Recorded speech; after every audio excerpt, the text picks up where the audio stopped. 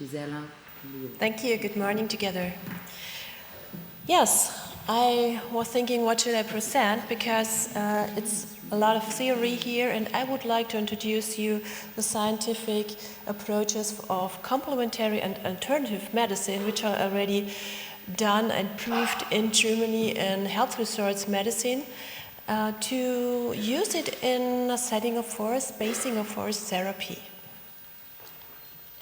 So first, I would like summarize, because only summarize, Professor Kraft already demonstrated it, the forest climate, and then how can you use it, this climate features, for promoting health of your clients. When we are talking about forest climate, then it's always that we are talking about a specific local climate. Every forest is different because we have different tree species, different foliage, different seasons, different ages of the trees, also different density, crown density, is it open or is it closed, and we have different biodiversity aspects, and therefore every forest has its own specific climate. When we are talking about the specific climate, we also have to take care of the different climate situation we are dealing with. In the forest we have a mild climate in contrast to the climate in the high mountain areas above 1,500 meters or on the coastline, on the seashore. There, in these conditions on the coast as well as in the high mountains, we have very fast wind speeds.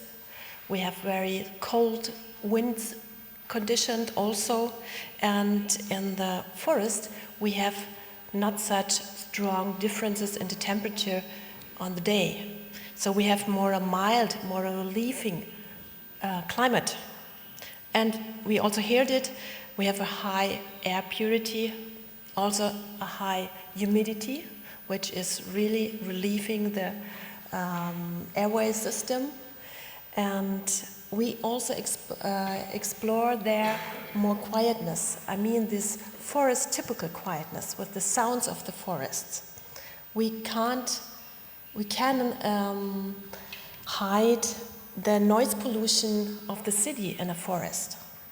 So we also have a reduction of other societal or man-made or environmental stress factors which we counter in the city all day long. And in a broader context, in a forest climate, we have a big diversity in a healthy forest, and we have a lot of microbes in the soil, and both are interacting with our human immune system over the gut system. I mean over the digestive immune system. So here is a presentation of a study Professor Schuh already did 25 years ago. I will remember myself because I also assisted her. And the next topic, what I would like to introduce her, is the climatotherapy. The climatotherapy is the cold exposure during walking, this is the terraqueo, or during rest, just laying down. And here's the chart of a lot of our studies we did already. And when you see here the middle group was going hiking 3 weeks, 4 times a week, and they were dressed as they want. No recommendation at all. This is a control group. They did anything they wanted. They didn't perform this hiking course. And this is the cool group. And the cool group was recommended to cool themselves lightly cool. I mean, they feel on the skin surface should be lightly cool. I will show you later on what I mean directly with it. And before and after the 3 weeks, we performed a treadmill test with all participants, about 120 participants. And you can see that alone, through this clothing recommendation, the lactate level declined. Only just exposure to cold air. So it is a hardening, a training effect. So we can see that cold air exposure increases the endurance capacity, also hardening and cold adaptation to general health and as well the well-being. But we can do it also when we are laying down. This is the fresh air rescue or training en repos. It's a very traditional, common method in health resorts. It is a slightly cool air exposition during rest, and in this method you have to take care that the people are not starting to freeze. Freeze has absolutely to be avoided.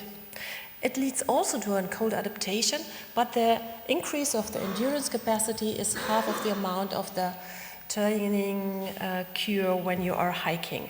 And it's also very health promotional. And this you can implement when you're outside and you're to sit spot or you are just enjoying nature and take care of the cold air. So, but how can we do this? I would give you some tips and tricks. How can you promote additionally to mindfulness approaches or nature connectedness approaches?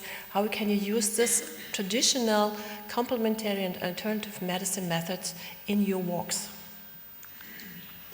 First, the skin temperature has to be slightly cooled down. How can we reach this? First, the people have to be advised that they should be closed like an onion, so a lot of layers, and they can switch off maybe the leaves and expose themselves, their skin on the cold air.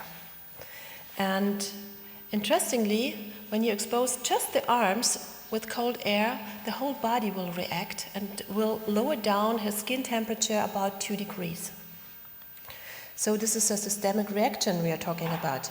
And when you're asking the people, oh, is it comfortable? Is it uncomfortable? Is it indifferent? Not good, not bad?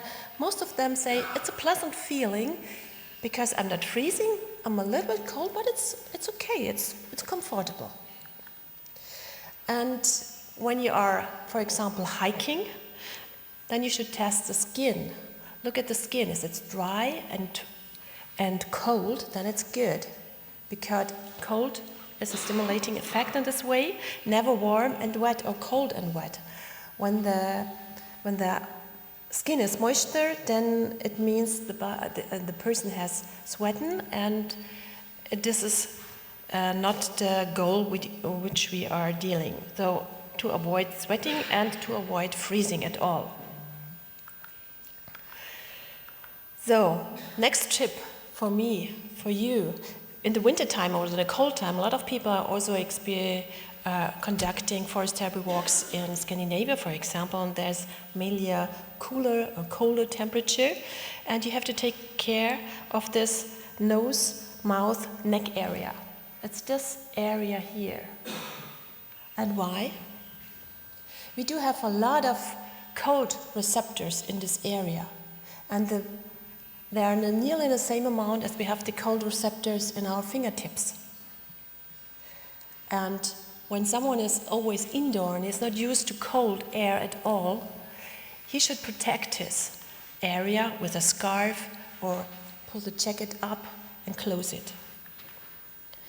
Another point is very important. Also in the wintertime, I experience with a lot of my participants to avoid cold feet and wet feet, because it's always a systemic reaction. When the feet getting cold, the blood supply in the tonsils will decrease, and this means that your immune system isn't working well and properly and opens the door for bacteria and viruses. So it's very important, especially when you are forest bathing and you do more the sensory experience, that the shoes should have a layer to protect against the coldness of the floor.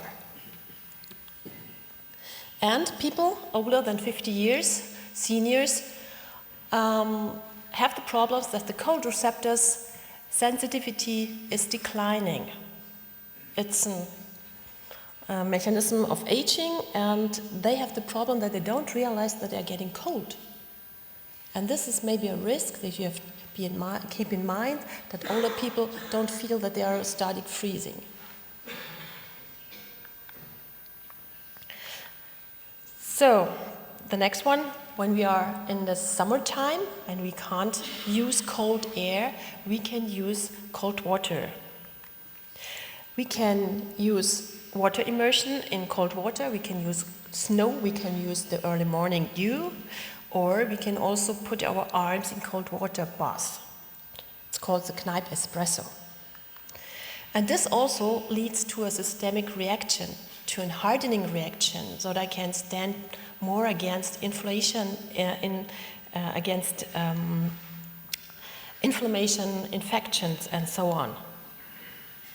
So this is also a whole thermoregulatory reaction, just to put a hand in the cold water and the whole body will react. And this can be trained as more as you do it.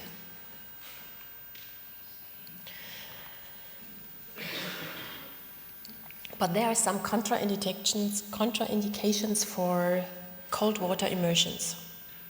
If some participant has cold feet, or is freezing, or is general cold, please don't apply or motivate him to go into the cold water. This is really a contraindication. Don't do it. The next one is, if someone already has high blood pressure and you recommend him to go into the cold water and the blood pressure is not well medicated, due to this systemic effect, the blood of the skin will more penetrate into the core system and there will be more blood and therefore the blood pressure will increase. So take care of this situation, that somebody can explore some blood pressure increases. So I will summarize and give a little outlook. The forest climate itself shows a strong health effect on the human body, mainly a relieving effect on the symptoms. Climatotherapy as well as Kneipp therapy are very suitable for forest therapy or forest bathing to increase the health benefits. And the key effects of cold temperature exposure are important to know to gain the best health effects of the participants. And other settings like emotional awareness, mindfulness, nature connectedness approaches in forest bathing programs are needed to be studied, also in complementation with this climatotherapy or Kneipp therapy approaches. Thank you for your attention.